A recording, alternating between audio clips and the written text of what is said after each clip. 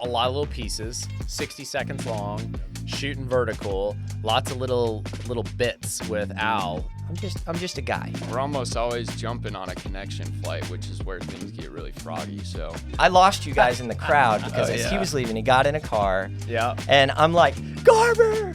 But it was literally thousands of people. Like they could have just picked the car up and the crowd surfed the thing. Yeah. Founded in 1999 by Jason Burks, Retrospec Films is Oklahoma's largest turnkey production company of its kind. With a full-time team of over 20 talented individuals, a 12,000 square foot studio to create in, and a resume that spans some of the world's largest brands, if you love learning about filmmaking and storytelling, you've come to the right place. On each episode, we discuss the pursuit of creating things and the problems we solve by digging up projects from the last 20 years, giving you a glimpse behind the scenes where the magic happens. You're listening to Retrospec Films from the archives. Hello and welcome everyone, and thanks for joining us on Retrospec from the Archives. This is our in-house podcast where we talk about all the problems we solve in the creative things that we create. Yep. In the past, in the future, and even yesterday, maybe in the present. So what we do is we dig up a project and dissect it a little bit and let you behind the scenes of how we create stuff. So joining me today, we've got Josh Garber. Josh Garber, let's see, official title, gaffs a lot, manages a lot of the studio elements. Studio manager, trucks, I would say. trailer, the studio. Jacob Hightower, field production director, cinematographer, actor, and camera cleaner sometimes. Camera cleaner, polisher, Yep. air duster.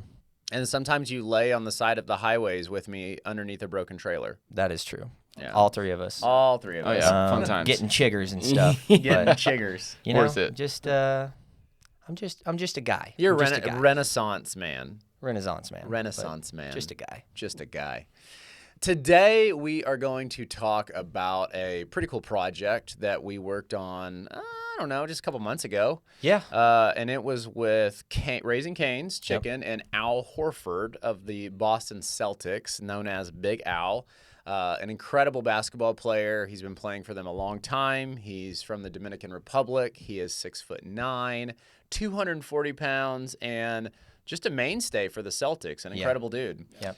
Just helped them win the national title. Absolutely, he Yep. did. Yep. And I think National we championship, yeah. did this shoot, what, just days after that? Yeah, it was like it was pretty 2 shortly or after. 3 days after, Yeah. or maybe just a week after. It was very, very soon after the They were national like championship. about to do the parade or like Yeah. had just done it. Yeah. One So or- one of the everybody two. This was- pretty soon after. Yeah. Everybody was ramped up for Still right. seeing Oh, it. yeah. Yep. Oh, yeah.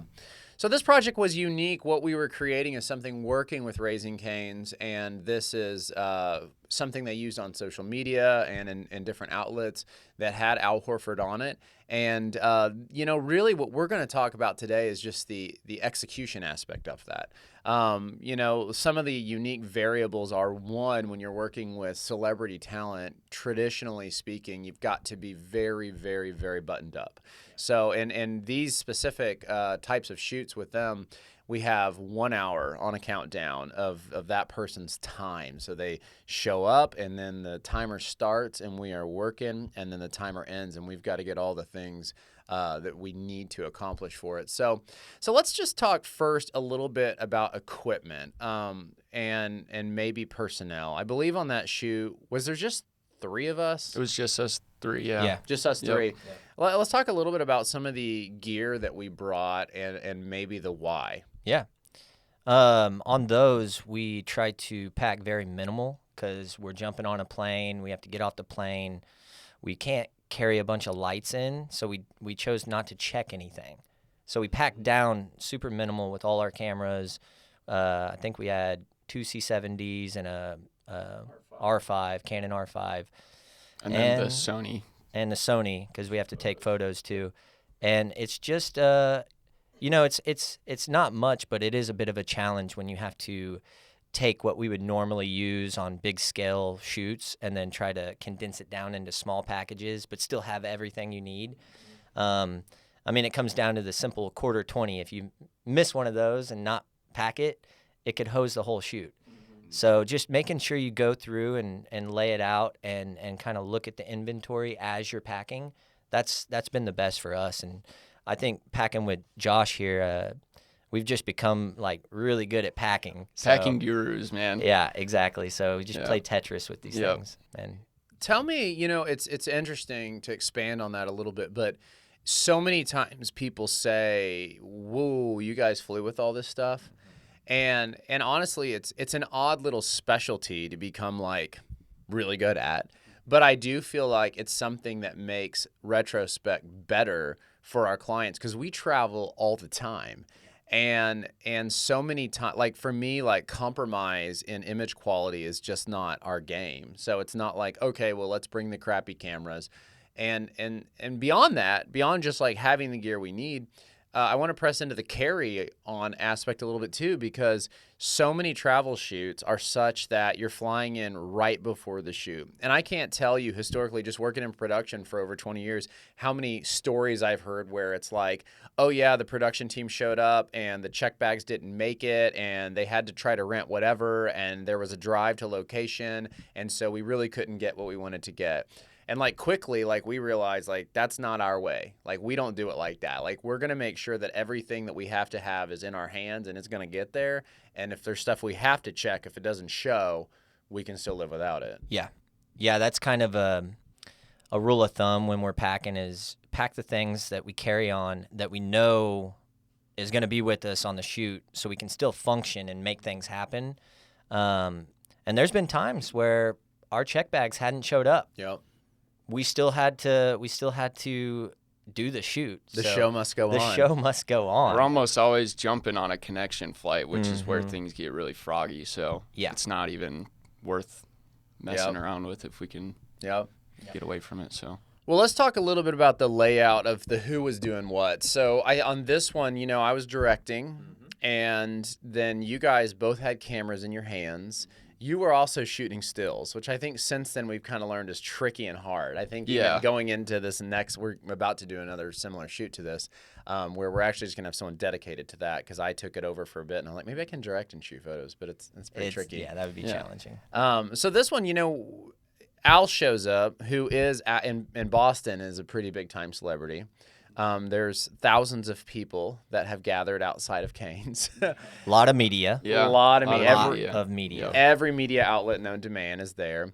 I'm meeting him when he shows up in his car, and I'm like, okay, I'm your guy. I'm going to be right beside you for the next 60 minutes. Everything you need to do, I'm going to tell you what to do. We're talking on the phone, and I'm like, all right, guys, be ready. You guys got the cameras ready. I mic them up. We try to weasel our way through this crowd that's like shut down. I mean, the streets shut down, everything. And we get in there and just start going for it. So let's see. Let's start with you, Josh. Tell me just a little bit about, you were juggling, I think, a gimbal and a still camera. Correct, yeah. Talk a little bit about that and just the speed and how you were able to function amongst also an overpacked restaurant. Yeah, so, this was our first thing that we were doing with Canes that was like this, so it was definitely like a trial run and feeling it out. So, like you said, since then, we've kind of handed over the photo responsibilities to you so that it can free up hands for camera. I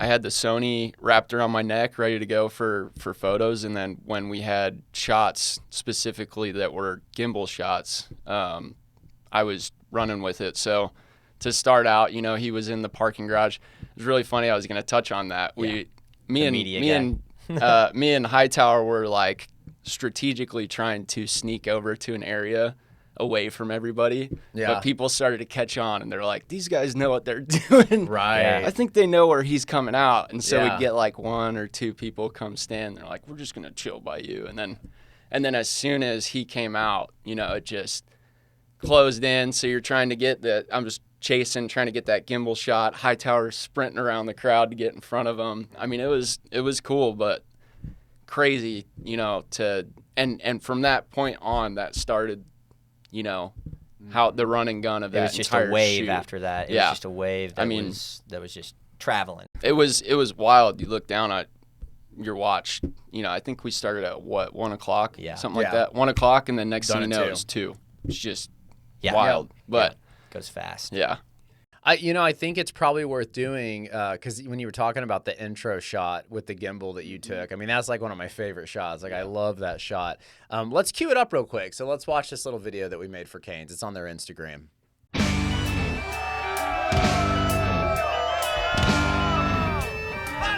Hey, this is Al Horford. I'm here celebrating the win at Racing Canes. Man, the energy's unbelievable. I'm just grateful. This is the kind of stuff, you dream about.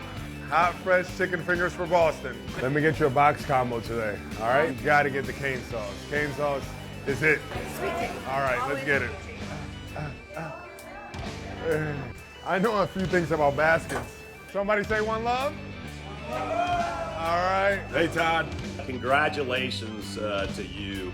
I love you, the first Dominican NBA champion as well. Really proud that you came out and celebrated with us. We're very excited here. A lot of celebrating here in Boston. We play basketball for the Celtics, but we understand we represent much more. I'm just very proud to be able to bring a championship to Boston. Racing Canes chicken fingers, un amor.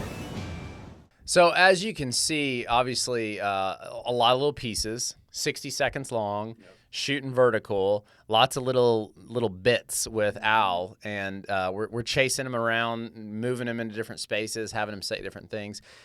Jacob, how would you say, I mean, obviously you've been shooting right by my side for a very long time now, over a decade. What would you say was unique about this from a technical perspective? Like, were there things that you were like, I'm glad I chose this lens, I shouldn't have chose this lens, et cetera, et cetera? Yeah, I think autofocus, a good autofocus in this scenario is everything. Yep. If I was trying to manual focus all this or have a focus puller, it would just be like, because everything is so fast moving and you got to be in different lighting spaces and just, so having the autofocus really helped out. Now, I love manual lenses and I love pulling focus, but there is something that you're able to shoot a little better when you don't have to really focus as much on the focus. Right. So, but the technical aspects of things, the audio is always a tough scenario. And I think this one we didn't double mic, but we had a single mic on them. And there's just, there's 100 different variables that can happen where that mic goes down. I'm the one monitoring and listening. And so just making sure I'm getting the good shots, making sure the exposure is right, and making sure the audio is good. Just all those things kind of combine. And the thing is, you don't want to be the guy that's like, hey, we have to shoot that again, because everybody's looking at you. So, but I think there was a couple times where I had to tap you on the shoulder and be like, hey, let's do that again. Yeah. And it was real quick. We did it again, but just combining all those things and keeping them intact, it's a challenge, but that's the fun part of it, and that's what makes the time go by so quick. I mean, like you said, an hour flashed by, and I was like, "Whoa, we're done." Yeah. And well, we weren't done because he still had his mic on him, and I lost you guys in the crowd because as he was leaving, he got in a car. Yeah. And I'm like, Garber, Jason. I got up on this like ledge and just started filming over everybody's head, and it's just a massive crowd of people. And then I get down, and I was like, we need to get the mic. Yep. And I was looking everywhere for you, and I was like, there he is. He was at the car, surrounded by people, had the drone. I was like, Jason, get the mic. And then I looked, and I said, he got it. And it was fun. That was so funny because I was flying drone, and which in itself was its own oddity because, there was so many people and you have to take off and land in safe spots and all those different things. And so I was just trying to manage that. And then I don't even know why it hit me. I guess we all get pretty smart because we do this all the time. Mm-hmm. And I'm used to people walking off with microphones. And I saw him coming out, and he was picked up right in front of the Canes, but it was literally thousands of people. Like they could have just picked the car up and crowd surfed the thing. Yeah. But he is like almost 7 foot tall, so he stands out. And I see him going in, and, you know, people are knocking on the window and all that stuff. And I'm thinking, oh, man, like, how am I going to make myself special over here to get him to roll that window down and give me that microphone? And I go over there, and believe it or not, he just immediately recognized me. He spent the last hour with me. He rolls the window down. He's like, microphone? And I was like, yeah. And he's like, here, man. It was awesome. I was like, thank you so much. Great. He really was a great guy. Just a great guy. Great to work with. You could tell he cared about the people of Boston, and you know, he's just a people person. So that was cool. Yeah, I think that was the thing that I've really enjoyed about these projects specifically, since, you know, we're kind of doing a whole series with them on this, but just the quality of people that care about people. You know, a lot of these people are celebrities, and even though they've got, you know, very you know, specific in and out times, you know, they give it their all, which is awesome. And I think Al was just such a good dude, treated everybody nice. You know, and in addition to that, it's a heck of a coordination. I mean, we're not here to talk about everything, but the Canes team, oh my gosh. Yeah. It's what like, a team. Yeah. What a team. I mean, you've got, I don't know, 2 dozen people pulling these things off. And it's awesome, too, because people really do love Canes. Like, people love Canes. The people that work there love it. The people that eat there love it. The people that are in, you know, administrative marketing roles love it. Yeah. We love it. Every time we've been on a shoot, I love like the shoot wraps. That's lunch. Yeah, and I'm like, can we get a box combo? Yeah, there's no doubt. Like, there's no questions. I'm like, why would we go somewhere else and eat? The best food is here. Exactly. So, no, it's been really fun, and I think that's probably what I enjoy maybe the most about my job at this point in my career. I love highly creative stuff. Don't get me wrong, I'm a filmmaker. But at the end of the day, you do think a lot about who you work with. Right. You know, it's like we could be making really creative stuff, but if everyone I work with sucks, then I don't even care anymore. And I think these projects are kind of fun because there's a lot of them. They're with good people. They're not crazy difficult. I mean, we got to be on our A game, but you know, overall, we're just kind of capturing an essence of a little moment. But it's just working with the Canes team and working with the various team members that they bring in. Yeah. You know, I would say the Canes team is just a well-oiled machine to put up with all these logistics of things, and I mean, even hiring us to come out and the travel and getting the people and you know, the crowds, all the different things that they're working on. You just have to be a well-oiled machine to make that happen. So it's fun working with them. Yeah. And speaking of, I think we're going to film Chance the Rapper. Yep. Right after this podcast. Flying out at noon. And then Parker McCullough on Saturday. Yeah, so this will be the saga continues.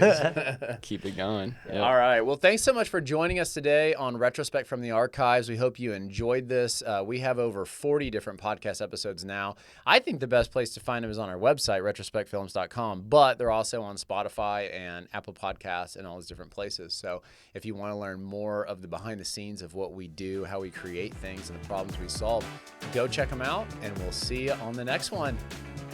Thanks for joining us. See you guys.